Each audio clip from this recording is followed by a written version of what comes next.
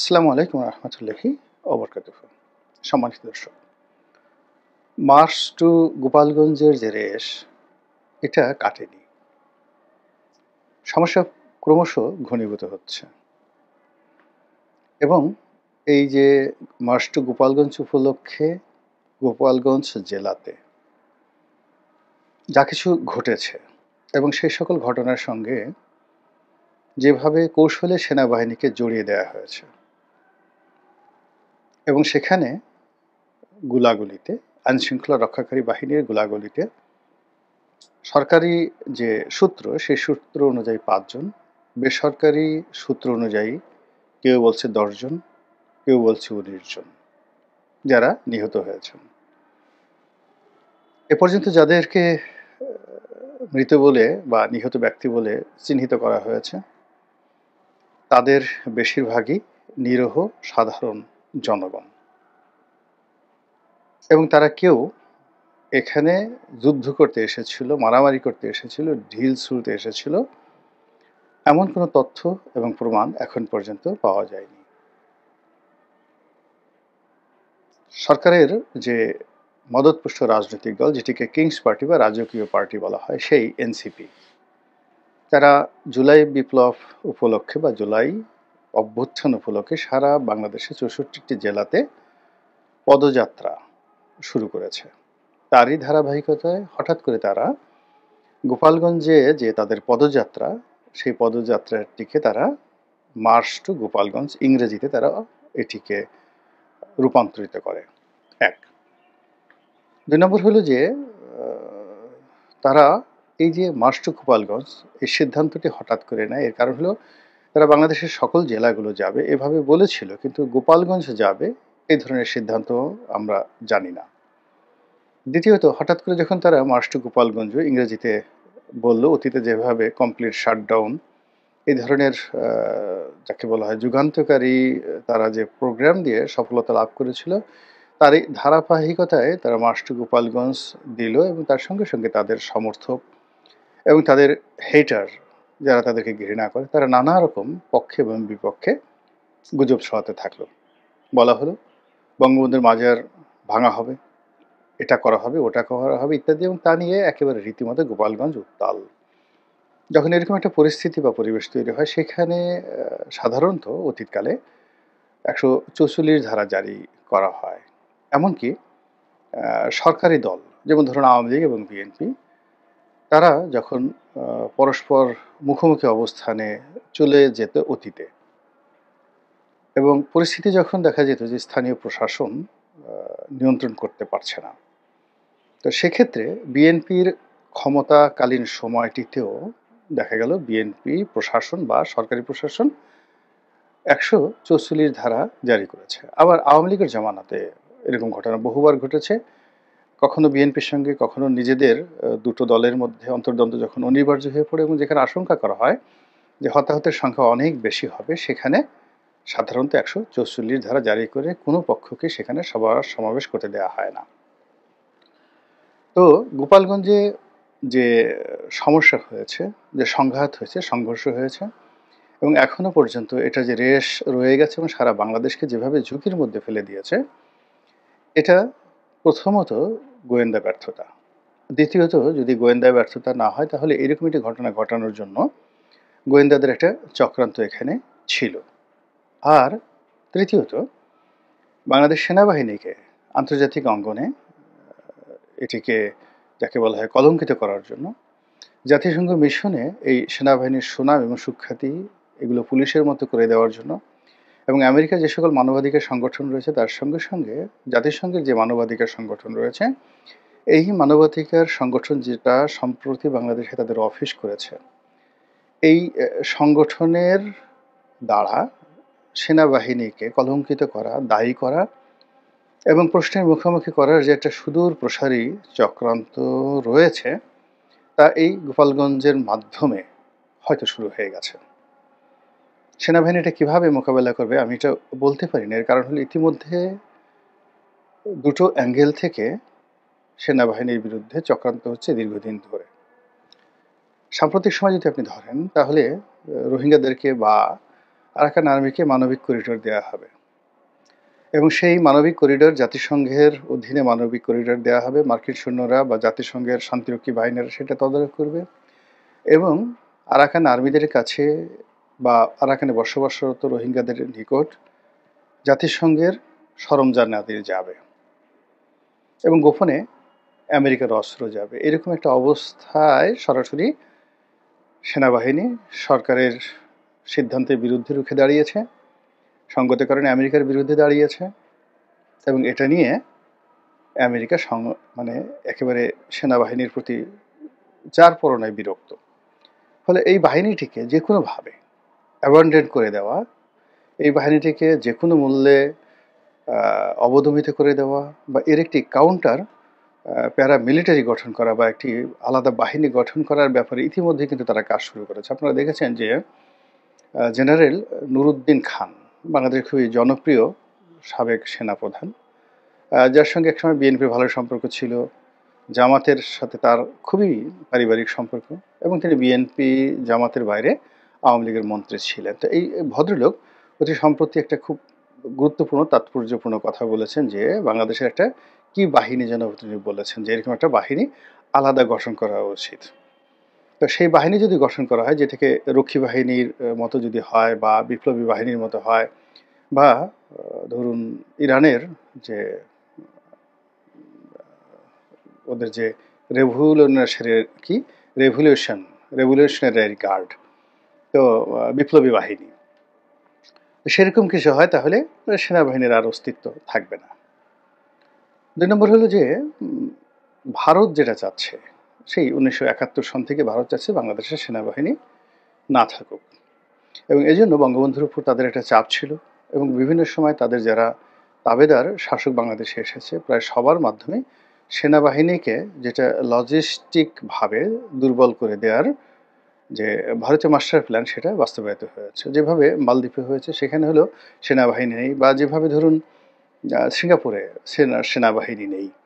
তো ভারত মনে করে যে তাদের সঙ্গে যদি একটা সামরিক চুক্তি বাংলাদেশের সঙ্গে থাকে, বাংলাদেশের সেনাবাহিনীর যে বিশাল ব্যয় হয় এই ২ লক্ষ বাহিনীকে লালন পালন করার কোনো দরকার নেই। এর ১০ ভাগের ১ ভাগ টাকা যদি ভারতকে দেওয়া হয় তাহলে ভারত বাংলাদেশের যে কোনো প্রয়োজনে সৈন্য দিয়ে সহযোগিতা করতে পারে। তো এই যে চক্রান্ত এগুলো তো চলছে, দীর্ঘদিন ধরে চলছে। সেই চক্রান্তের মধ্যে এই জমানাতে এসে যখন এরকম গোপালগঞ্জের একটা ঘটনা ঘটলো, এটাকে আর যাই বলেন না কেন খুব সহজ সরল ঘটনা হিসেবে আমি মনে করি না। দ্বিতীয়ত সেনাবাহিনী ধৈর্যের সঙ্গে গত ১১ মাস ধরে নির্বিকার থেকেছে। তাদের চোখের সামনে অনেক হত্যাকাণ্ড হয়েছে। তাদের চোখের সামনে মাস্তানি, চাঁদাবাজি, তারপরে শেষে হয়নি এ ধরনের এহেন কুকর্ম নেই। তারা বসে, বসে গোয়েন্দা রিপোর্ট করেছে। বসে, বসে মুনকার নেকিরের মতো তারা অনেক কিছু লিখেছে কিন্তু নিজেদের লাঠি বা বন্দুক ওইভাবে বেশি প্রয়োজন না হলে তারা কিন্তু উঠায়নি। কিন্তু এখানে একেবারে সরাসরি যুদ্ধ অবস্থা, জলে, স্থলে, অন্তরিক্ষে। এখানে হেলিকপ্টার গিয়েছে কিনা আমি বলতে পারব না। কিন্তু নৌবাহিনীর যে গানবোটগুলো সেখানে টহল দিয়েছে গোপালগঞ্জের খালে, বিলে, নদীতে। আর সেনাবাহিনীর সর্বোচ্চ যে টহল সেটা সেখানে চলেছে এবং হঠাৎ করে সেনাবাহিনীর এই তৎপরতা হওয়ার পেছনে কারণ এবং তৎপরতা হওয়ার পরে যে উদ্ভূত পরিস্থিতি হয়েছে সেই পরিস্থিতি নিয়ে আগামীতে দেশে এবং দেশের বাইরে কি কি বিপদ বিপত্তি আসতে পারে দেশের জন্য, সেনাবাহিনীর জন্য সেটা নিয়ে আমাদের মনে হচ্ছে যে আলোচনা করা উচিত এবং খোলামেলাভাবেই। আপনারা জানেন যে গোপালগঞ্জের ঘটনা ভারতের পত্রপত্রিকা খুবই নেতিবাচকভাবে উপস্থাপন করেছে এবং গ্লোবাল মিডিয়া আল জাজিরা থেকে শুরু করে ইউরোপ, আমেরিকার বিখ্যাত, বিখ্যাত মিডিয়াগুলো বাংলাদেশ সেনাবাহিনীর এই যে ক্র্যাকডাউন বা গুলি চালানো এই জিনিসগুলো যেভাবে তারা প্রদর্শন করছে তা ইউনূস সরকারের জন্য এবং সেনাবাহিনীর জন্য খুবই যাকে বলা হয় বিব্রতকর। তো এখন এই গোপালগঞ্জের ঘটনা যা হলো তা থেমে যায়নি। কারফিউ দিয়েও সেখানকার পরিস্থিতি আজকে যে ভিডিওটি করছি সেটা হলো জামাতের মহাসমাবেশ চলছে ১৯ তারিখ শনিবার এই সময়টিতে এবং এখনো পর্যন্ত সেখানে ৮ ঘন্টার জন্য বা ৯ ঘন্টার জন্য বোধহয় কারফিউ শিথিল করা হয়েছে কিন্তু এখনো কারফিউ চলছে। এর মধ্যে আওয়ামী লীগ নিষিদ্ধ, তাদের ছাত্রলীগ সংগঠনটি পরিপূর্ণভাবে নিষিদ্ধ এবং তাদের রাজনৈতিক কর্মকাণ্ড নিষিদ্ধ। তারা হরতাল ডেকেছে ২০ তারিখে অর্থাৎ রবিবার দিন এবং এই হরতাল নিয়ে সারা বাংলাদেশে এক ধরনের ক্রিয়া প্রতিক্রিয়া মিশ্র প্রতিক্রিয়া লক্ষ্য করা যাচ্ছে।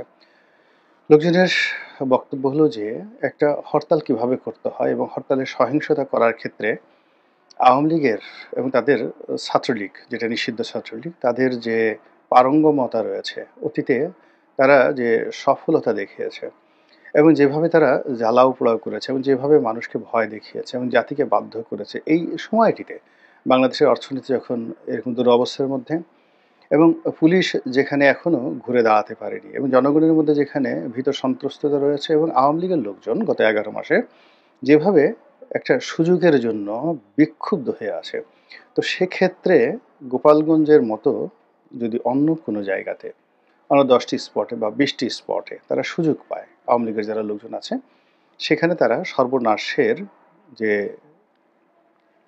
মহা সমারোহ শুরু করবে, সেটি সামাল দেওয়ার ক্ষমতা বাংলাদেশে কোনো আইন শৃঙ্খলা রক্ষাকারী বাহিনী নেই। ধরুন গোপালগঞ্জে তারা পূর্ব ঘোষণা দিয়ে এই কাজ করেছে, এই জন্য সেনাবাহিনী ব্যাপক প্রস্তুতি নিয়েও যারা গেছেন তাদেরকে প্রোটেকশন দিতে পারেননি। ফলে সেনাবাহিনী এখানে সব কিছু হারিয়েছেন। জনগণের বিশ্বস্ততা, নির্ভরতা, আন্তর্জাতিক যে তাদের ইন্টিগ্রিটি সেটা হারিয়েছেন। তারা আওয়ামী লীগের গালি খাচ্ছেন, বিএনপির গালি খাচ্ছেন, জামাতের গালি খাচ্ছেন এবং একই সঙ্গে যাদেরকে তারা একেবারে এত ঝুঁকি নিয়ে রক্ষা করেছেন, সেই যে সেনাবাহিনীর যে সাজোয়া যান, যেটিকে আমরা সাধারণ ভাষায় ট্যাঙ্ক হিসেবেই বলে থাকি, যদিও ওগুলো ট্যাঙ্ক নয়, অন্য গাড়ি।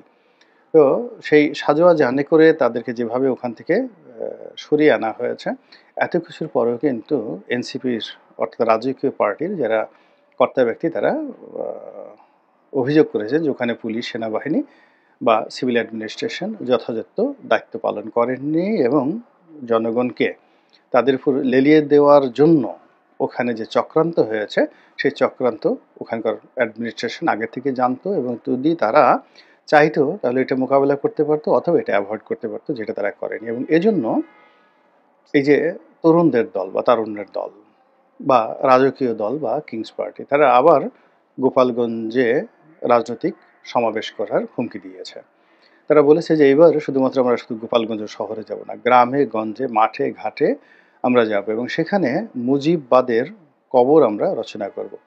এখন আমি আমার যে ক্ষুদ্র বুদ্ধি, যতটুকু আওয়ামী লীগের রাজনীতি করেছি, বাংলাদেশের রাজনীতি করেছি, আসলে আমি কখনো মুজিববাদ খুঁজে পাইনি। এমনকি গোপালগঞ্জের মানুষ মুজিববাদ কি বলতে পারবে না। শেখ হাসিনাকেও যদি জিজ্ঞাসা করা হয় যে মুজিববাদ বলতে আসলে কি বোঝায়, শেখ মুজিবের মতবাদটা কি, তার কি কোনো আলাদা মতবাদ ছিল? যেমন লেনিনবাদ, মার্কসবাদ, তারপরে শেষে মাও সেতুংবাদ, এরকম অনেকগুলো বাদ আছে না? তো এরকম শেখ মুজিবের বাদটা কি? আমি এটা জানিনি। কিন্তু আমাদের তরুণরা তারা এইটা আবিষ্কার করে ফেলেছে যে আওয়ামী লীগের শক্তিমত্তার পেছনে বা তারা যে ঐক্যবদ্ধ রয়েছে এটার পেছনে মুজিববাদ রয়েছে। কাজেই এই মুজিববাদকে কবর দিতে হবে। আর কবর দেওয়ার জন্য তারা শুরুটা করেছে মুজিববাদ কবর দেওয়ার এই স্লোগানটি গোপালগঞ্জ থেকে। এবং সেখানে গোপালগঞ্জ থেকে তারা ফিরে এসে সারা বাংলাদেশে অন্যান্য যে জায়গাগুলোতে গিয়েছে, নারায়ণগঞ্জ গিয়েছে, তারপরে খুলনাতে গিয়েছে, ফরিদপুরে গিয়েছে, রাজবাড়ীতে গিয়েছে, সেখানেই তাদের প্রথম স্লোগান ছিল এই বাংলায় মুজিববাদ থাকবে না, মুজিববাদ মুর্দাবাদ, মুজিববাদকে কবর দিতে হবে। এবং এই কবরটির একেবারে ফাইনাল যে একেবারে কবর দেওয়া, এটা তারা আবার সেই গোপালগঞ্জ গিয়ে, গ্রামে গঞ্জে গিয়ে তারা এই কবর রচনা করতে চাচ্ছে। তবে তারা যেটা করতে চাচ্ছে সেটি হলো গোপালগঞ্জের মানুষকে আপন করে নিতে চাচ্ছে। তারা মুজিববাদকে কবর দিবে কিন্তু গোপালগঞ্জের মানুষকে তারা আপন করে নেবে। তাদের মগজ ধুলাই করার চেষ্টা করবে, তাদেরকে বোঝানোর চেষ্টা করবে এখানে যারা তরুণ রয়েছেন তারা গোপালগঞ্জের সর্বস্তরের মানুষের মধ্য থেকে যেন মুজিব প্রীতি চলে যায়, মুজিবের মতবাদ চলে যায়, আওয়ামী প্রীতি চলে যায়, এটা যে একটা জঙ্গি দল, একটা সন্ত্রাসী দল, এই জিনিসগুলোকে তারা সুন্দরভাবে বুঝিয়ে সুঝিয়ে তারা গোপালগঞ্জ বিজয়ের জন্য তারা সহ তাদের যারা মুরব্বী রয়েছেন, পীর রয়েছেন, মুর্শিদ রয়েছেন, সবাই সম্মিলিতভাবে এখন প্রচার চালাচ্ছেন, প্রোপাগান্ডা চালাচ্ছেন। তো সেই প্রচার এবং প্রোপাগান্ডার প্রেক্ষিতে যদি আগামী দিনে তারা আবার গোপালগঞ্জ যায়, তাহলে সেখানে কি হতে পারে? অথবা তার আগে, অর্থাৎ তারা ভবিষ্যতে যাবেন এবং তার আগে ইভেন টুমরো এই যে হরতাল, গোপালগঞ্জে যে ঘটনাটা ঘটলো, এই হরতালের মাধ্যমে আওয়ামী লীগ আসলে বাংলাদেশকে কি মেসেজ দিতে চাচ্ছে?